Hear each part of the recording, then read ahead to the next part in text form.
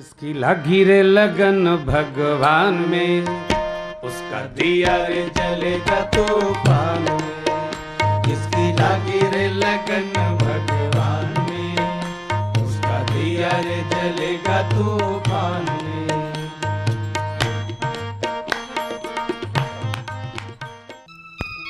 बंधुओं, जय श्री राम। यह परम उत्सव है, दीपक प्रज्वलन का पर्व है। यह लखन प्रिय उर्मिला के प्रिय मिलन का पर्व है। हैं अनेकों हेतु किंतु इससे बढ़कर और क्या, यह सियापति राम जी के आगमन का पर्व है। आप सभी को दीपावली की हार्दिक शुभकामनाएं प्रेषित करते हुए मैं सुमित ओरछा, भगवान श्री राम का आगमन हो हमारे मन में, हमारे जीवन में, हमारे व्यक्तित्व में, हमारे कृतित्व में, इसलिए आप सबको सुनाने जा रहा हूं आस्था के पुण्य पीयूष धाम की कहानी, शब्द शब्द प्रेरणा श्री राम की कहानी। भगवान श्री राम क्या कहना चाहते हैं सृष्टि से, मैं सुनाने जा रहा हूं आपको श्री राम कथा प्रेरणा की दृष्टि से, क्योंकि प्रेरणा ही है जो नर को नारायण बना देती है इस धरती पर आकर के। प्रेरणा ही है जो एक साधारण से मनुष्य से असाधारण काम करवा लेती है। गुरु की प्रेरणा मिल जाए तो साधारण व्यक्ति भी असाधारण काम करने के सामर्थ्य को प्राप्त कर लेता है। मेरा ऐसा मानना है कि हम महापुरुषों के गुणगान से ज्यादा अगर उनके गुण ग्रहण करेंगे तो शायद जिंदगी में हमारे ज्यादा लौकिक और अलौकिक दोनों प्रकार के लाभ होंगे। हम महापुरुषों का गुणगान तो करते हैं, लेकिन गुण ग्रहण करने की जगह उनको केवल भक्ति के रूप में पूज करके तीसरी कर लेते हैं। मेरा मानना है कि एक पर्वतारोही एवरेस्ट की जो सतह पर चढ़ता है, एवरेस्ट की चोटी पर चढ़ता है, उसकी प्रशंसा मात्र करने से हमारे अंदर उसके गुणों का विकास नहीं होगा जब तक कि हम उसकी चर्या, उसकी दिनचर्या को अपने अंदर नहीं आजमाएंगे। इसलिए सिर्फ भगवान श्री राम की जय करने से हमारे जीवन में परिवर्तन नहीं आएगा। उन्होंने जो मनुष्य के रूप में रह करके जिन आचरणों को, जिन चर्याओं को, जिन व्रतों को, जिस संयम को, जिस नियम को, जिस आचरण को जी करके हमें दिखाया है, वैसा आचरण हम सब करेंगे तो शायद हमें राम और रामत्व दोनों की प्राप्ति हो जाएगी। इस विषय से इसलिए मैं कह रहा हूं कि सोचना, ये इसे कथा को केवल जो हमने सुना है, टीवी पर देखा है, वैसे नहीं सोचना कि मत पूछना कि क्या, मैं आपसे इसकी प्रस्तावना में कह रहा हूं कि मत पूछना कि क्या है इस कथा में, सोचना कि क्या नहीं है इस कथा में।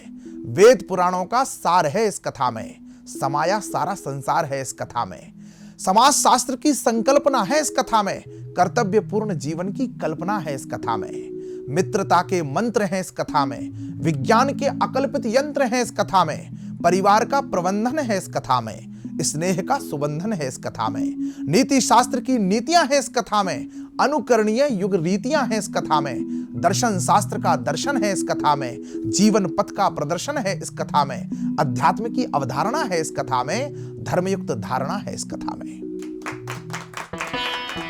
समाज का साहित्य है इस कथा में, समाज का साहित्य है इस कथा में, इंदु और आदित्य है इस कथा में, प्रेम की परिणति है इस कथा में, शत्रुता की सदगति है इस कथा में, शत्रुता भी सदगति को प्राप्त हो गई, शत्रुता की सदगति है इस कथा में, संयोग है, श्रृंगार है इस कथा में, पावन से पावन प्यार है इस कथा में, विरह और वियोग है इस कथा में, मिलन और संयोग है इस कथा में, गुरु का गुरुत्व है इस कथा में, मां सीता का सतीत्व है इस कथा में, प्रतीक्षा भी है राम कथा में, प्रतीक्षा भी है राम कथा में, तितीक्षा भी है राम कथा में, अर्पण है राम कथा में, दर्पण है राम कथा में, अर्पण है राम कथा में, तर्पण है राम कथा में, श्रद्धा के साथ श्रवण करना संपूर्ण जीवन का दर्पण है राम कथा में, संपूर्ण जीवन का दर्पण है राम कथा में। मैं फिर आप लोगों से बस एक संकेत करते हुए कि हमारे यहां कहा जाता है कि मां पार्वती की आराधना करने से अच्छा जीवन साथी, हमारे यहां बहनों को कहा जाता है कि जीवन साथी मिलेगा। तो मुझे लगता है कि मां पार्वती की आराधना करने से अच्छा जीवन साथी मिले ना मिले, लेकिन मां पार्वती जी के उस गुण से जो निष्ठा उनकी अपने जीवन साथी के प्रति थी, कैसा भी जीवन साथी मिले उसको अच्छा बनाने का सामर्थ्य हम सीख सकते हैं। मां सीता ने जी ने भी आराधना की है, जय जय जय जय गिरिराज किशोरी, जय महेश मुख चंद चकोरी। तो माँ ने प्रकट होकर के वरदान दिया कि मन जाए राचो मिले, सोईवर सहज सुंदर सावरो करुणा निधान। और उन्होंने माँ ने चूंकि करुणा निधान नाम दिया भगवान को, इसलिए माँ सीता सदैव राम जी को करुणा निधान कहती रही। जब हनुमान जी वहां पर हुए तो माँ सीता ने विश्वास नहीं किया। उन्होंने कहा कि ये जीत को सके अजय रघुराई, माया ते असी रच नहीं जाई। लेकिन जैसे ही हनुमान जी ने कहा कि राम दूत में मातु जानकी, सत्य शपथ करुणा निधान की, जैसे ही करुणा निधान हनुमान जी ने नाम कहा तो माँ सीता समझ गई कि ये नाम तो केवल प्रभु का मैं ही लेती हूँ, क्योंकि मुझे माँ ने दिया था और इसलिए मैं माँ का प्रभु का ये नाम लेती हूँ और मेरे और प्रभु के बीच में किसी को नहीं पता, निश्चित रूप से ये दूत है भगवान का और मैं उस पर भरोसा कर सकती हूँ। तो कहने का तात्पर्य यह है कि माँ को जो मिला, माँ जब पार्वती जी से जो हम सीख सकते हैं, जो हमारी महिलाएं सीख सकती हैं, बहनें, कि अपने आप हमारे भाई सीख सकते हैं अपने जीवन साथी पर विश्वास करने का, कि सप्तऋषि पहुंचे थे माँ को बरगलाने के लिए कि मैं विष्णु से विवाह करवा देता हूं तुम्हारा और तुम कहाँ लगो। तो उन्होंने कहा कि ठीक है, आपने इतनी सारी बातें कर ली, महादेव अवगुण भवन विष्णु सकल गुण धाम, पर जहीं कर मनु जहीं राम, जहीं कर मन रम जाए सन, ते ही सन काम। जिसका जिससे मन रम गया उसका उसी से काम है। जन्म कोटि अस रगर हमारी, वरऊ शंभु न रहूं कुमारी। तो जीवन साथी के प्रति ऐसी निष्ठा, इसीलिए माँ को मिला तो कैसा रूप था, पर माँ ने बना कैसा दिया। कर्पूर गौरम करुणा अवतारम संसार सारम भुजगेंद्र हारम संसार सारम। तो कहने का तात्पर्य यह है बंधुओं कि महापुरुष हैं या जो हमारे प्रेरणा पुरुष हैं, उनके गुण ग्रहण करने से ज्यादा लाभ जीवन में होता है। इसलिए भगवान श्री राम की एक प्रेरणा कथा के रूप में कविता और कुछ प्रसंग आपके बीच में सुनाने जा रहा हूं। एक बार आप सभी मुझे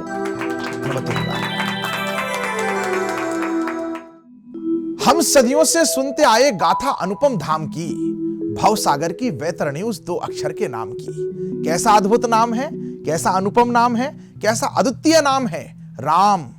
दुनिया की किसी भी भाषा में ऐसा दूसरा कोई नाम नहीं जैसा नाम है राम। एक बार लो संबोधन है, किसी का नाम हो सकता है राम। 2 बार कहो अभिवादन है, राम राम अभिवादन हो जाता है। 1 बार कहा संबोधन है, 2 बार कहा अभिवादन है, 3 बार किसी घटना पर निकल गया राम राम राम तो संवेदना है, बार बार कहा तो संकीर्तन है, कहते रहे तो साधना है, साधना की निरंतरता सिद्धि है और राम नाम की सिद्धि इस जिंदगी की सार्थकता है। ऐसा अद्भुत अनुपम नाम, और इसीलिए सुमरि पवन सुत पावन नामू, अपने वश करि राखे रामू। उल्टा नाम जपत जग जाना, वाल्मीकि भय ब्रह्म समाना। इस नाम का उपयोग जिसने समझ लिया, इसका जो है वर्णन जिसने, इसका महत्व जिसने समझ लिया, उसका जीवन कितना दिव्य और कितना भव्य हो गया हम सब ने देखा है।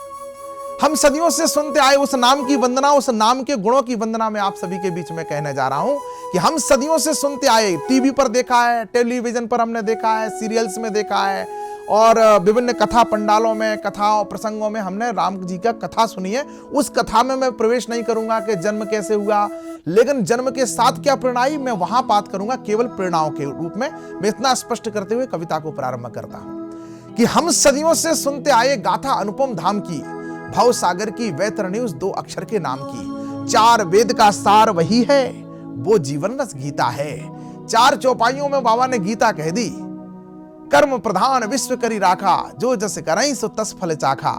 राम कीन चाहै सो होई, करें अन्यथा अस नहीं कोई। सारा सृष्टि में जो कुछ करते हैं वो राम जी की इच्छा मात्र से होने लगता है। तब मैं निवेदन करता हूं कि हम सदियों से सुनते आए गाथा अनुपम धाम की, भवसागर की वैतरणी उस 2 अक्षर के नाम की। 4 वेद का सार वही है, वो जीवन रस गीता है।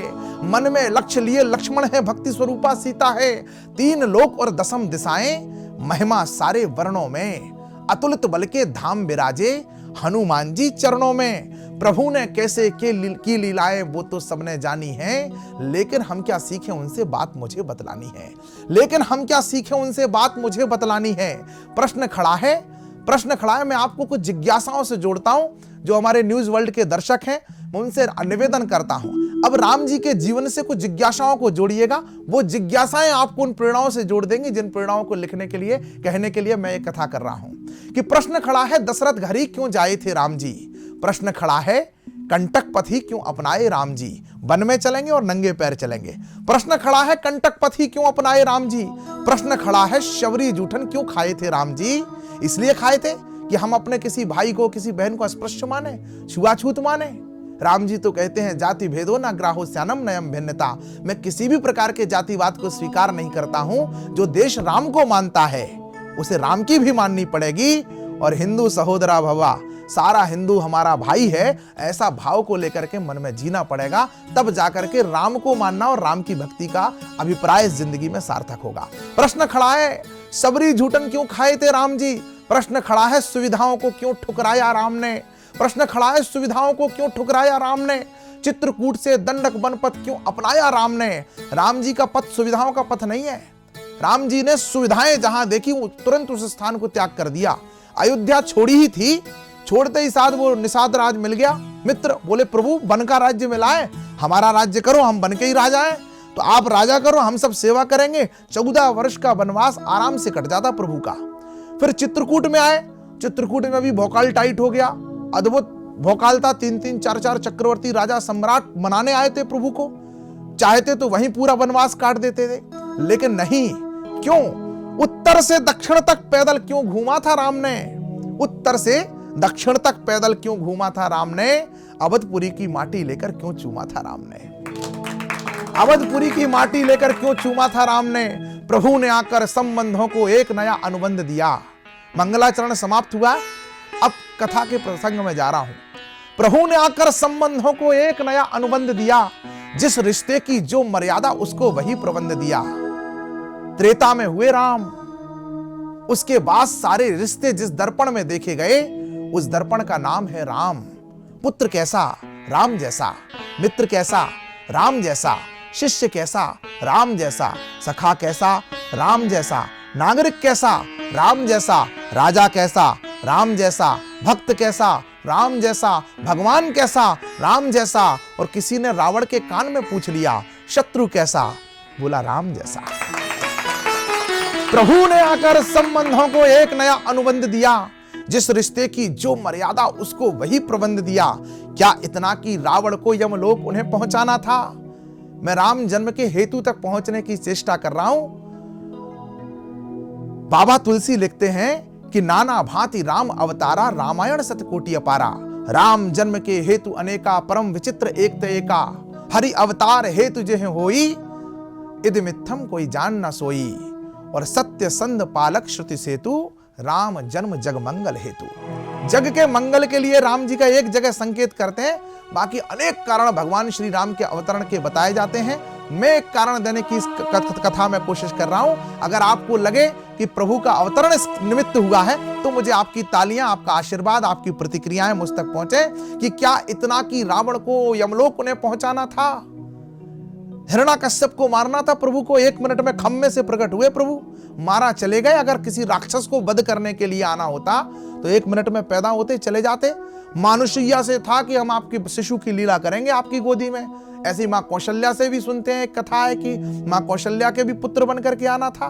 तो जैसे अनुसुईया की गोदी में प्रकट हो गए शिशु के रूप में, ऐसे मां कौशल्या की गोद में प्रकट होते और चले जाते। 14,000 वर्ष का जीवन दीपावली के पावन पर्व पर मैं अपने तमाम दर्शकों से, तमाम साथियों से प्रार्थना करता हूं, इस बात का विचार करिएगा। 14,000 वर्ष का जीवन अगर विधाता ने इस धरती पर, इस मृत्यु लोक पर जीने की चेष्टा की है, तो कुछ ना कुछ बड़ा कारण होगा। किसी एक राक्षस का वध उसका कारण नहीं होगा। मैं उस अवतार के हेतु तक पहुंचूंगा। आपकी तालियां मुझे इससे आगे बढ़ने के लिए प्रेरित करेंगी कि क्या इतना कि रावण को यमलोक उन्हें पहुंचाना था, या भक्तों को दिया हुआ कोई उनका वचन पुराना था।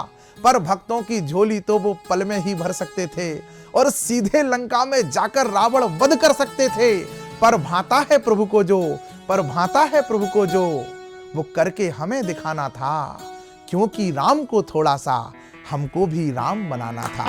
क्योंकि राम को थोड़ा सा हमको भी राम बनाना था। क्योंकि राम को थोड़ा सा हमको भी राम बनाना था। क्योंकि राम को थोड़ा सा हमको भी राम बनाना था। तो कैसे बनेंगे राम? कौन बन सकता है राम? बाबा तुलसी ने कैसे लिख दिया, सिया राम मैं सब जग जानी। और वाल्मीकि बाबा लिखते हैं, रामो विग्रहवान धर्मा। इस सृष्टि में कभी किसी को राम जी के अतिरिक्त धर्म नहीं लिखा गया। युधिष्ठिर को धर्मराज कहा गया, राजा हरिश्चंद्र को धर्म अनुरक्त कहा गया, किसी को धर्म अनुरागी कहा गया, किसी को धर्मव्रती कहा गया। सृष्टि में एकमात्र राम जी हैं जिन्हें धर्म साक्षात धर्म कहा गया। बाबा वाल्मीकि जैसे महर्षि कवि ने लिखा कि रामो विग्रहवान धर्मा, राम साक्षात धर्म है। इस बात की मीमांसा करेंगे, इस बात के विश्लेषण में जाएंगे तो धर्म के 10 तत्व हैं। धृति, क्षमा, दमस्तम, शौच, इंद्रिय निग्रह, धीर, विद्या, अक्रोधो, सत्यम, दशम लक्षणम। इन 10 लक्षणों को कोई अपने अंदर ला ले तो सारे धर्म उसके अंदर आ जाएगा। जिसके अंदर जितने ये लक्षण हैं, किसी के अंदर 5 हैं, किसी के अंदर 7 हैं, किसी के अंदर 8 हैं, लेकिन राम जी के अंदर ये 10 लक्षण हैं, इसलिए रामो विग्रहवान धर्मा। तो जितना आप, जब हम कहते हैं ना कि सिया राम में सब जग जानी, तो जितने ये लक्षण जितने जिस व्यक्ति के अंदर हैं उसके अंदर उतना राम है, और जितने नहीं है उतना रावण है। तात्विक दृष्टि से मैं इतना समझता हूं। कैसे बनेंगे राम, कौन बन सकता है राम, कैसे होता है राम का जन्म, और क्या प्रेरणाएं मनुष्य को देते हैं राम जी, मैं शुरू करता हूं अगला बंद, आप सभी सुनिए।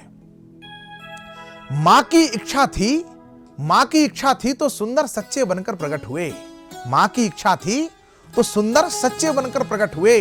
भय प्रकट कृपाला, दीन दयाला, कौशल्या हितकारी, हर्षित महतारी, मुनिमन हारी, अद्भुत रूप विचारी, लोचन अभिरामा, तनु घनश्यामा, निज आयुध भुजचारी।